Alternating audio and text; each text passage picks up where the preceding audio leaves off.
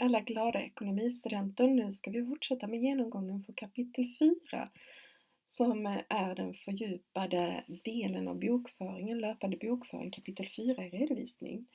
Och i del 1 så gick jag igenom factoring för er och förskott från kund. Och nu ska jag fortsätta här med förskott till leverantör. När vi gick igenom förskott från kund så var det ju Tina som hade fått en beställning av sin leverantör Nino. Och nu ska vi se då hur det ser ut för leverantören istället. Förskott från leverantör betyder alltså att man har gett leverantören i förväg pengar innan man har fått det man har köpt. Så man har avtalat om någonting, men av någon anledning så behöver leverantören ha pengar i förväg för att kunna leverera det man har avtalat om. Och det var ju det vi hade leverantören vad hon hette nu igen? Vi går tillbaka här, Tina. Leverantören Tina hade ju fått en beställning av Nino och Tina behövde ju pengar för att kunna utföra den här leveransen och då betalade Nino till Tina. Det innebär att Nino då som är leverantör har en fordran på Tina på dem att de faktiskt ska leverera detta.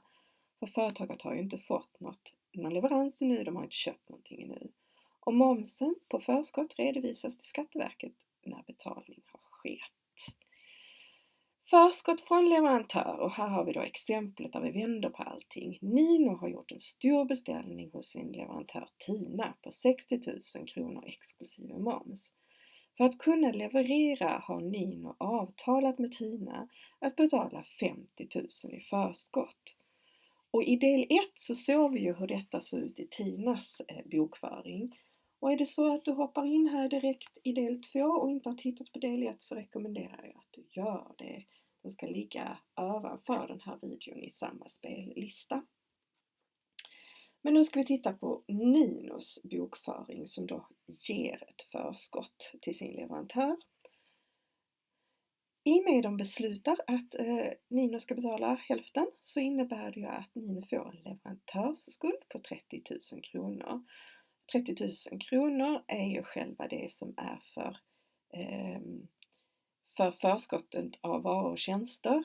Och sen ska det vara momsen också, så ursäkta, den totala leverantörsskulden är ju totalt förskottet på 30 000 plus momsen, det vill säga 37 500 kronor. Och detta är ju det som Nino ska betala till Tina så att hon faktiskt kan göra leveransen och som de har kommit överens om. Och då ser ni den bokföringen som är gjord här sedan innan.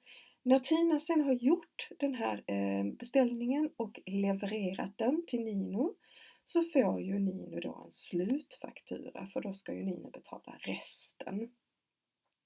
Och då ska jag förklara den här bakifrån också som jag gjorde på den förra. Vi börjar med varuinköpet. Totalt har ju nu Nino bokfört och varuinköpt på den här fakturan 60 000 kronor. Hade ju 30 000 sedan innan.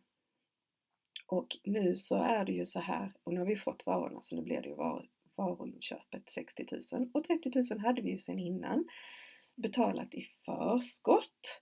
Nu minskar ju vårt krav på vår leverantör, och det vill säga vår tillgång minskar. Vi krediterar förskottet. Vi har inte längre något krav hos leverantör med de 30 000 som vi betalade sedan innan. Kvar att betala har vi ju då hälften utav den här leveransen. Och hälften är ju ytterligare 30 000 plus den ingående momsen då på 7 500. Det vill säga vi nu får en leverantörsskuld på 37 500 kronor när slutfakturan kommer. Och så bokförs detta. Nu har vi klarat av både factoring och förskott till kund och förskott till kund eller från kund. Förskott från kund och förskott till leverantör. Nu ska vi gå in och titta på kursdifferenser. Så kursdifferenser, vad händer om en valuta ändras från det företaget har fått eller sänt en faktura och tills dess den betalar? Alltså när man handlar med utlandet. Det är ju inte säkert att det är samma faktura Alltså fakturadagens valuta är ju inte säkert att den är samma som den dagen då du faktiskt betalar fakturan. Eller om du har skickat en faktura till kunden så är kanske valutan en dag när du skickar den och så är den en annan när kunden betalar. Då blir det ju en kursdifferens. Du har ju en valutakurs på den dagen fakturan bokförs. Och sen har du ju en valutakurs den dagen den betalas, antingen du betalar eller kunden betalar. Och kursdifferensen är då skillnaden mellan de här två valutakurserna. Hänger ni med på det nu? Skillnaden mellan valutorna för den dagen som ni skrev och skickade ut fakturan, då kravet på kunden uppstod, tills det ni sen bokför och får in pengarna. Eller skillnaden på den dagen då ni fick fakturan för leverantören och som den är den dagen som ni sen betalar leverantör. Detta redovisas, den här vinsten och förlusten beroende på om valutan har gått upp eller ner, redovisas i två olika kontogrupper. Är det en valutavinst så krediteras det i kontogrupp 39 och är det en valutaförlust så debiteras det i kontogrupp 79. Och detta ska vi ju naturligtvis titta på. Så vi har ett exempel här, en leverantörsfaktura om 1000 euro och vi säger att kursen är då 10 kronor den dagen fakturan skrivs.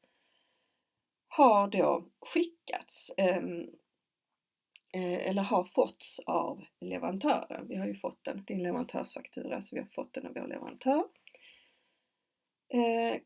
Kursen är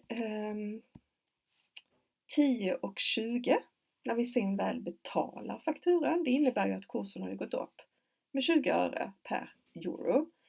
Och det sättet vi ska bokföra detta då, för när vi fick fakturan, eftersom kursen då var 10 kronor, så fick vi en leverantörsskuld på 10 000 kronor. Det var ju den kursen som det var den dagen när fakturan kom. Vi kommer ju nu när vi ska betala vår leverantör att debitera leverantörsskulder med 10 000. För vi kan ju inte debitera mer där än vad vi tidigare har sagt att vi är skyldiga. Utan nu ska vi ju bli av med vår skuld till vår leverantör. Så vad gör vi då nu när vi betalar den? För att nu har ju kursen gått upp så att vi måste betala 10 200 för att den ska bli betald. Jo, det innebär ju att i detta fallet så kommer vi få en valutaförlust som vi bokför på 79-kontot. Och den motsvarar ju då 200 kronor. Det har blivit 200 kronor dyrare eftersom valutan har gått upp med 20 öre per euro. Och totalt betalar vi ut från banken 10 200 kronor. Tänk oss nu istället att vi bokförde den här fakturan igen på leverantörsskulder den dagen vi fick den och kursen var 10 kronor per euro, det vill säga vi har en leverantörsskuld på 10 000, men när vi sen ska betala den så har valutakursen faktiskt gått ner istället för att gått upp. Så den har gått ner till 9,90. Ja, vi måste ju fortfarande kreditera leverantörsskulder med 10 000 kronor. För vi skrev in i vår bokföring att vi var skyldig 10 000 med valutan 10 kronor. Men då visste vi ju inte att den dagen vi betalar den så kommer kursen ha gått ner. Och nu måste vi bli skuldfria när vi väl betalar den. Så det innebär ju att den här fakturan och det vi har köpt blev då 100 kronor billigare eller lägre pris på. Och det blir då en valutavinst på 100 kronor och från banken betalas det 9 900 kronor. Så här har ni bokföringen av valutavinst och valutaförlust för en leverantörsfaktura. Och då har vi gått igenom kursdifferens. Ska vi prata lite om avbetalningsköp och inköp med avbetalningslån. Och vad innebär då avbetalningsköp? Jo, varan betalas inte kontant om vi nu köper något, och oftast handlar det om investeringar, större inköp, utan vi betalar det med att ta lån. Och sen det här lånet, alltså vi lånar pengarna till det. Det här lånet måste sen amorteras på ett visst antal månader. Och sen har man ju kanske också ränta på lånet eller kanske eventuella avgifter på lånet. Och inköp av momsen bokförs i sin helhet vid köpet. Jag ska visa ett exempel på detta. Här har vi då exempel att man har köpt in en maskin just på avbetalning. Maskinen kostar 1000 kronor, kostar 1 miljon kronor och ska avbetalas på 5 år. Det vill säga på 60 månader. 5 gånger 12 månader, det är 60 månader. Och man har 7% ränta på denna. När man köper in maskinen så får man ju då en inventarie, en tillgång på 1 miljon kronor. Du kommer att få en ingående moms på 250 000 kronor. Och totalt så har du tagit ett avbetalningslån, att du har ett avbetalningskontrakt på 1 250 000 kronor. Och du tog ett lån på det här. Så de du köper det av får ju sina pengar, men du har ju ett lån kvar då. Som du ska betala av varje månad i 60 månader. Första delbetalningen efter 1 månad då. Då får ni först räkna ut hur mycket ska jag betala av per månad. Jo, jag kommer ju att behöva betala av 1 250 000 kronor delat med 60. Det var ju 60 månader jag skulle betala av det på. Så varje månad i 60 månader kommer jag att behöva betala av 20 833 kronor. Nu är detta avrundat exemplet. Ni vet om att så gör man inte i bokföringen annars, men här är det det. Så 20 833 kronor kommer jag behöva betala av varje månad i 60 månader tills det är avbetalt. Jag har också en ränta. Räntan nu beräknas ju med 1 250 000 gånger räntan 0,07. Och då får man räntan för ett helt år. Nu ska vi bara ha för 1 månad, så ni får dela med 12 också. Då innebär det att räntan för denna månaden är 7 292 kronor. Så totalt efter första månaden kommer man att få betala 28 125 kronor från banken. Och sen rullar det ju på så för varje månad. Månad 2, månad 3, månad 4, månad 5. Man justerar ju räntan varje månad och avbetalningen varje månad tills alla de här 60 månaderna har gått och du har betalt av din maskin. Det var avbetalningsköpet. Nu har vi kvar i ord och begrepp som vi har gått igenom, och det vi har gått igenom det är factoring, factoringföretag, likviditet som var orsaken till factoring, att man behövde bättre likviditet, använda sina pengar, att sälja fakturor, att belåna fakturor och belåningsgrad, förskott till kund och förskott till leverantör och slutfakturen. Valutakurs och valutadifferens, och man kunde ju få valutavinst eller valutaförlust. Avbetalningsköp, ränta och delbetalning.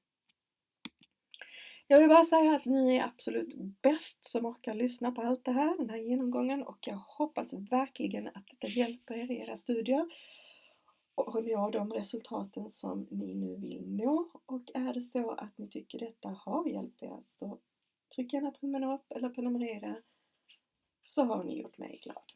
Lycka till med era studier!